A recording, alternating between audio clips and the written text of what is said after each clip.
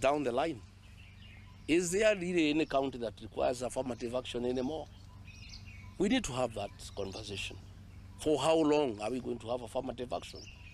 Because devolution was meant to address the inequality and the marginalization of certain regions.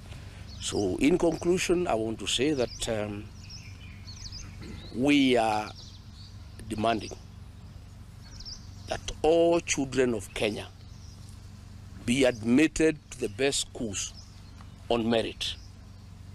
And I'm not saying children from this area or any other area who are not qualified or who have not met the minimum points that are required should be admitted to these great institutions.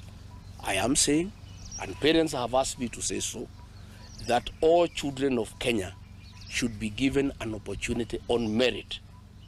Finally, I want to say that we used to have a very good system of placement of our kids into secondary schools. Principals would gather at the Kenya Science Teachers College, and they are given all the pupils who apply to go to those institutions.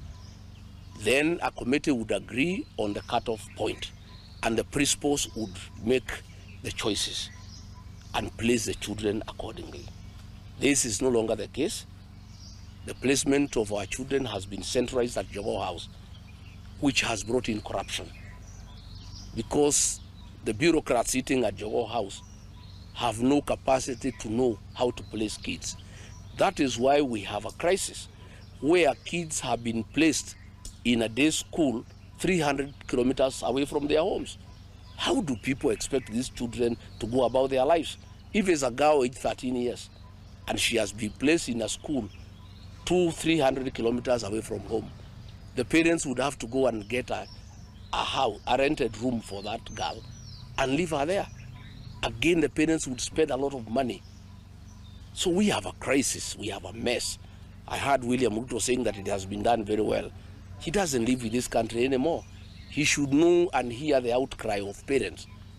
Parents are spending thousands of shillings trying to take their children far away from home to day schools, look for accommodation, look how they'll be eating, how they'll be cooking. It's a crisis of unknown magnitude. We are saying that it is not right to admit any child to a day school outside a walking distance. And when the principals were doing it, it was done properly because the principals know the catchment area of the secondary school, and then they will do 3, 4, 5 kilometers only. But we have a situation where kids in Machakos have been admitted in a day school in Kericho. How does that child survive? This is not right. This is unnecessary. And finally, let me say, some people are saying that I shouldn't speak for people of this region. First and foremost, I come from this region. Ordinarily, as a national leader, I should have been speaking on most issues. But why I speak is because all the elected members of parliament and senators from the Mount Kenya region were bought by William Ruto, and they no longer speak for the people. They hear no evil, they see no evil. Therefore, somebody must speak. And I must say, though I was removed from office, I'm an elected leader. I was elected by the people of Kenya. And none of those people who elected me removed me from office. And since there is nobody to speak for these people, somebody must speak for them. So regarding Gachagua will continue speaking first and foremost for the people of Kenya. Secondly, he will speak for the people of this region because the people of this region have been abandoned by their elected representatives on the instructions of William Ruto, and they no longer speak for the people. When we are having this crisis, kids cannot go to school. Kids have been taken to schools far away from home. Kids with very high marks have been taken to schools with no infrastructure at all, despite the fact that their parents contributed money to put up beautiful institutions. Members of parliament and members of senate are quiet. That is not acceptable. I must speak to this issue.